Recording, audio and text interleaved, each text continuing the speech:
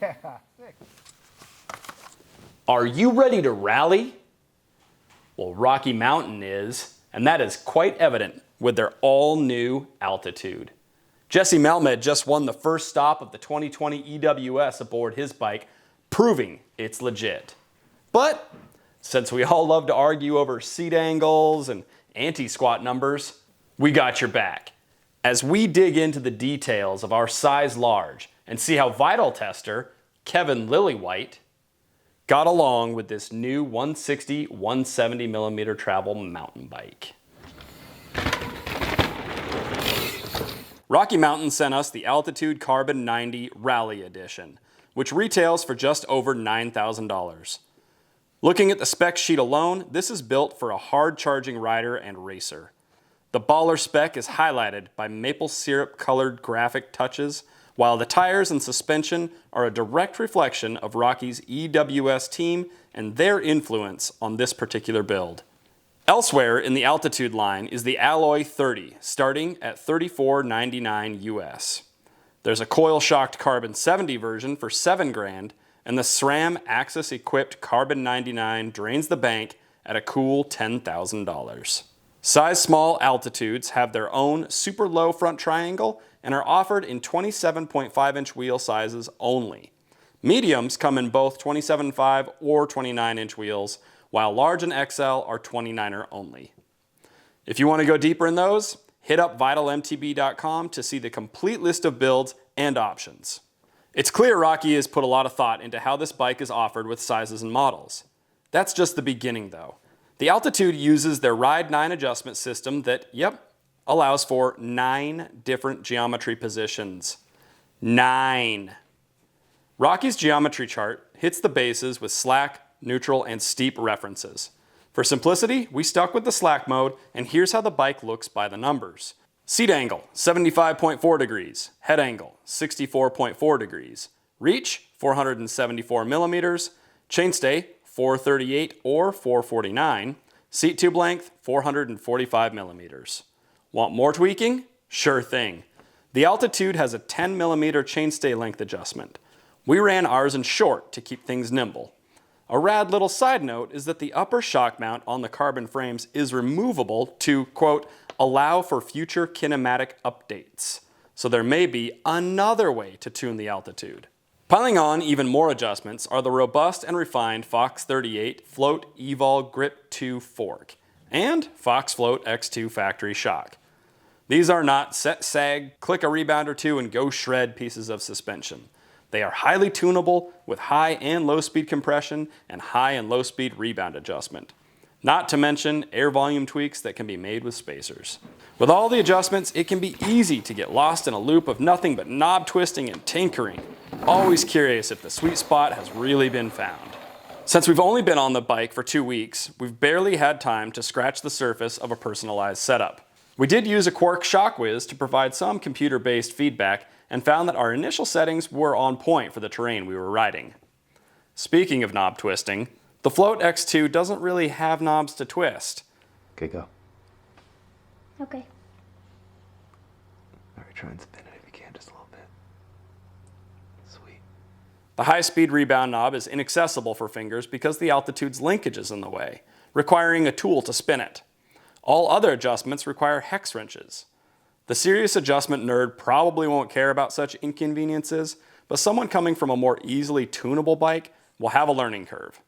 The more budget-friendly alloy Altitude models and the Carbon 50 with Float DPX2 shocks will keep life a little simpler for those easily overwhelmed by the endless suspension tweaks.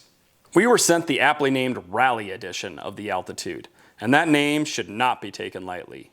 The serious enduro racer, excited to find the perfect squish performance for every track, will love the tunability of the high-end Fox goods. They'll also appreciate tires, a Maxxis DHF DHR II combo, both featuring DoubleDown casing and MaxxGRIP rubber compound. These tires are no joke when it comes to traction and flat prevention. They're not light, they roll slowly, and they wear fast. They're designed to grab onto slick roots and rocks and keep the rider upright in hairball situations to win races. In our dusty, dry riding conditions, we saw the rear tire degrading after just a few rides, which is not a surprise. While we appreciate the grip, the MaxxGRIP tires aren't a wise choice for riders looking for a combination of both durability and traction. The tire spec on the other Altitude models hits a more realistic target with a MaxxGRIP front tire, MaxxTerra rear tire, and Exo Plus casings. It should be noted that our front tire on the test bike had a wobble.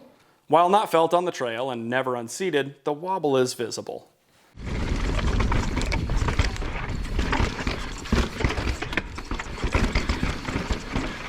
The Shimano XTR drivetrain and brakes perform very well. Shifting is crisp and there's never a second thought about accuracy.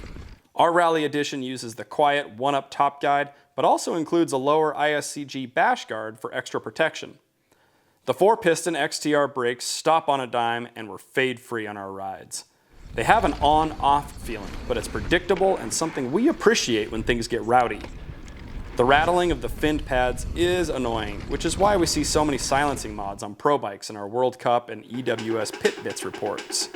The Alloy Raceface Turbine R30 wheels feature a fast engaging vault hub, which we've grown to love. The 30mm rim width is what we'd expect for a bike of this caliber, and we're fans of alloy rims for their ability to take a beating and bending before failing, leaving the bike unrideable. The Turbine's signature design uses 28 spokes that are 3-cross, but the spokes don't touch each other.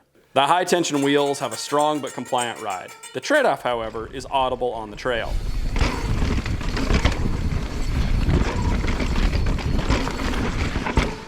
When the wheel takes a hit or flexes, the spokes ping and poing. It's a sound that may not be for everyone. It takes some getting used to. We managed to knock the rear wheel slightly out of true, but retention brought them back to normal. The Raceface cockpit feels right at home on the Canadian build, but the Ergon grips are a bit firm and on the rough side, especially considering the type of abuse the Altitude is made for. So how does this rally machine feel on the trail? I rode rough downhill tracks, speedy flow trails, and local single track to find out. The Altitude in our rally configuration is not made for a passenger. It's made for a pilot. Now, we only had the bike for 2 weeks and got a handful of rides, so diving into the full range of adjustments just wasn't possible with our short time frame. The Altitude is meant to be ridden hard and comes alive with rider input. It proved to be very snappy in corners while handling bigger hits thrown at it. Our bike was never overcome, but on the roughest tracks, it felt like it had a bit less travel than advertised, though we never had a harsh bottom out. Initially, we felt that it wasn't as lively in jump or flow scenarios as we hoped. Having just come off the very playful Trek Slash, the Rocky had a more business-like feel on flow trails, requiring aggressive movements to get far enough into the suspension to boost off lips.